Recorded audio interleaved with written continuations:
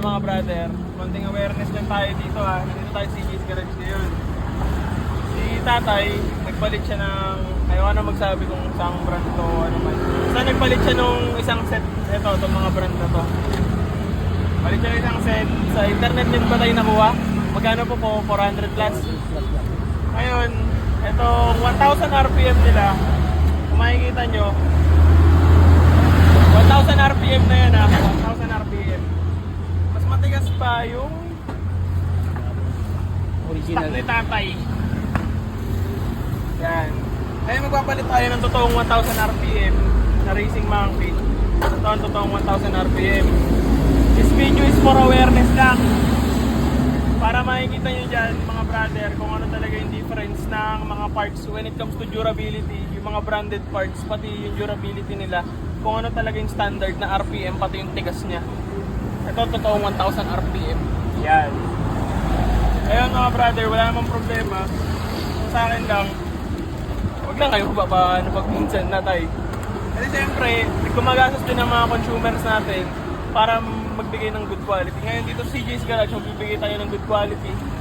Kaya palit tayo ng clutch spring pati center spring sa kanya. Bibigyan natin si tatay ng good quality na pyesa. Sa mga brother, bagong bilhin ulit si tatay, yung slide piece niya naman. Ayan, PCX. Nakikita nyo, bago to ha, bago.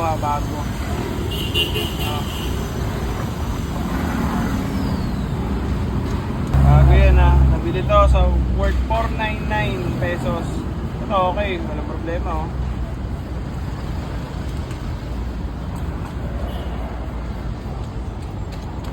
Palitan natin si tatay ng Honda.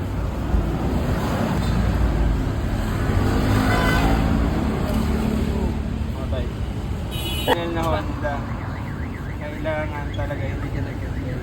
Diba? Kaya pinalitan natin si tatay ng original na Honda. So, kaya na to. Dahil yung mga brother, yung durability nga ng mga motor nyo, parts ng motor nyo, kailangan maayos lagi.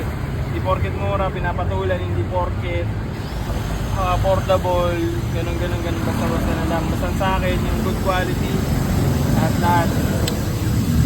Kanang kalog. Palit din si tatay ng clutch spring, yung totoong clutch spring na 1,000 RPM. Palit si tatay ng 1,000 RPM. Papatest drive namin ito kay tatay. Brother, tapos na tong motor ni tatay. Yan. Okay na siya. Pinalitan namin ng center spring, clutch spring at slider na original. So yan. Pinakabit na dito ni Rai. So finishing na tayo na test drive na rin ni tatay. Ano tayo? Okay na po? Okay lang. Wala nang problema, ano tayo? Ayan brother.